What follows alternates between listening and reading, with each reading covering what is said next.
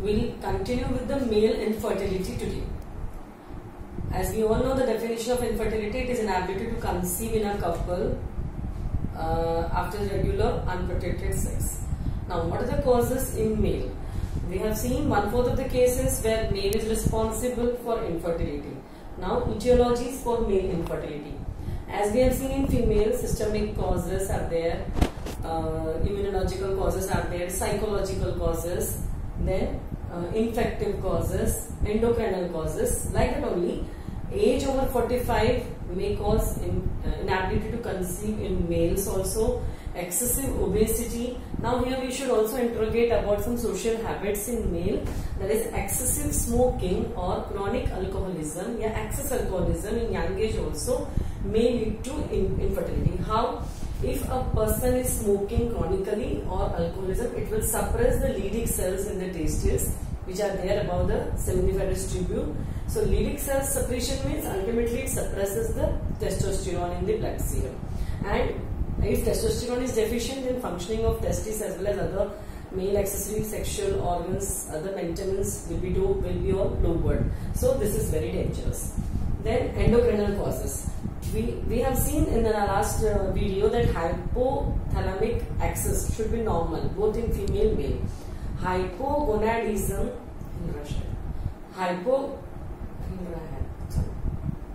hypogonadotrophic hypogonadism.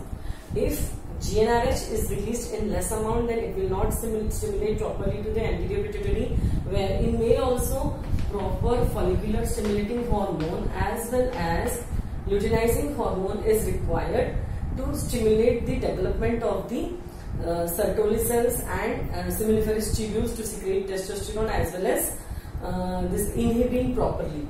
So if hypo means less secretion from hypothalamus, then less stimulation of anterior pituitary to secrete FSH. Ultimately, it will affect on the testes and there is deficient secretions of hormone testosterone.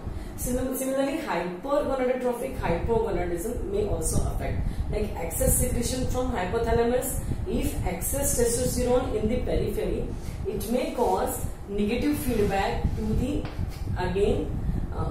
in the anterior brain, not here in the testes. From the testes, if it is more testosterone, it may cause negative feedback at the hypothalamus and anterior pituitary, whereby it is suppressed and formation of again LH. LH will remain deficient then.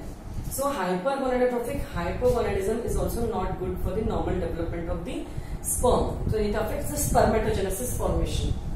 Another important one is coital. So most of the time, ignorance of the act of the coitus or too many or too few also is not good for the normal fertility. Genital causes. Genital causes, congenital as well as acquired. Both the causes are important. Like you have studied in first year also, physiology, which is the basic common congenital disorder in male genitalia. Yeah, it is undescended testes as well as hypospadias.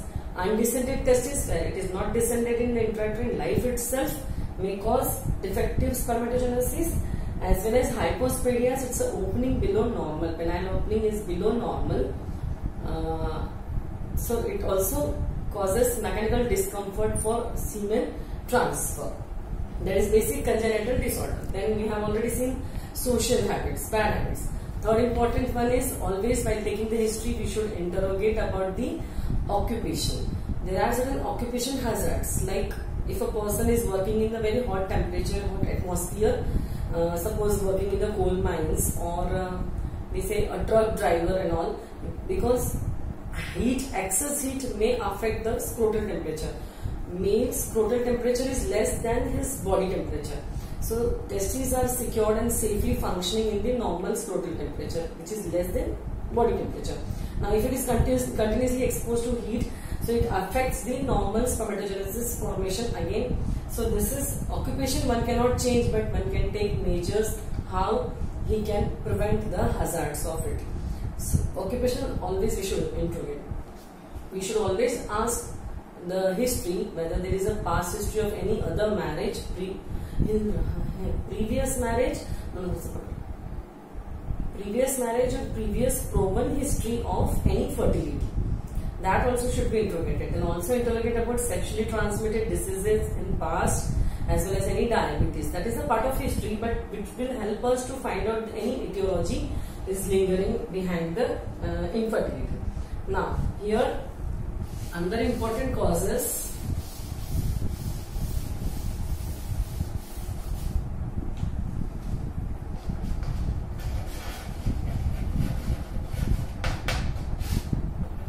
genital causes. If a male child suffers from infectious disease, that is mumps in childhood, that too after puberty, it may cause a complication, that is post mumps orchitis, which may cause testicular atrophy and defective spermatogenesis. This is most important. Infections in childhood may affect in future. Then if any operations like surgery for repair of hernia, or if a person suffers from varicocele, anytime if while performing a surgery there may be cut to the vas deferens, or when hagiography or varicocele repair is done, so that cut may cause an obstruction to the duct and may affect the blockages, and thereby there is a defective sperm transfer. So this is important one. And finally infections, that is orchitis. Then most important is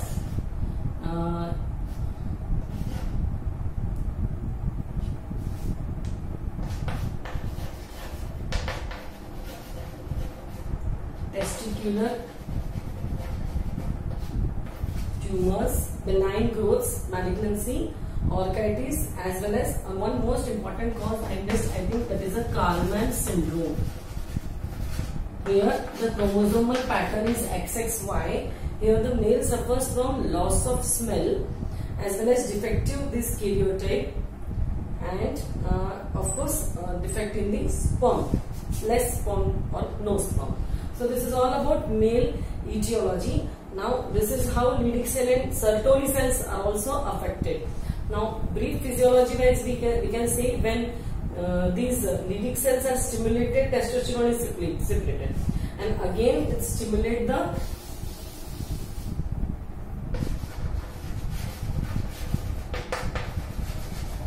Sertoli cells. Where is this? Is situated in the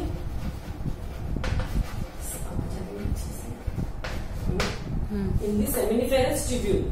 In the seminiferous tubule, the Sertoli cells and Leydig cells both are getting stimulated. This is Sertoli cells, Leydig cells, Sertoli cells. Both are getting stimulated and they secrete the hormone testosterone. These also secrete the hormone inhibin. And this inhibin gives the negative feedback to the hypothalamus, thereby limiting the LH. If more FSH is secreted, then excess testosterone, and excess testosterone if it occurred, again it causes a negative feedback, so that sperm formation should be in proper limitations and healthy sperm should be formed. This is all about etiology. Now we will see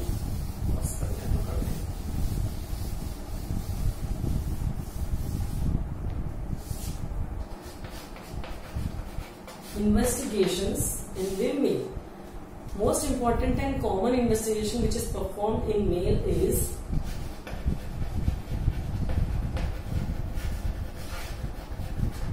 semen analysis.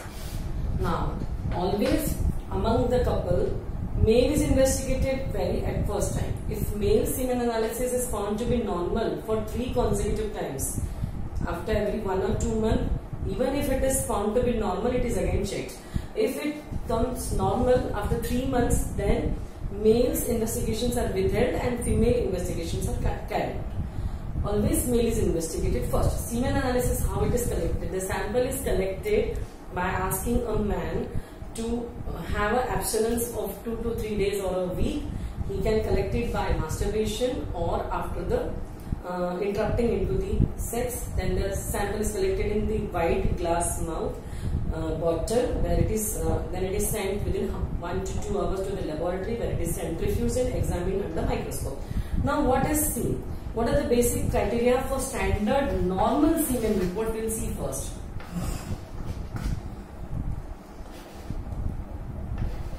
10 minute का हो गया।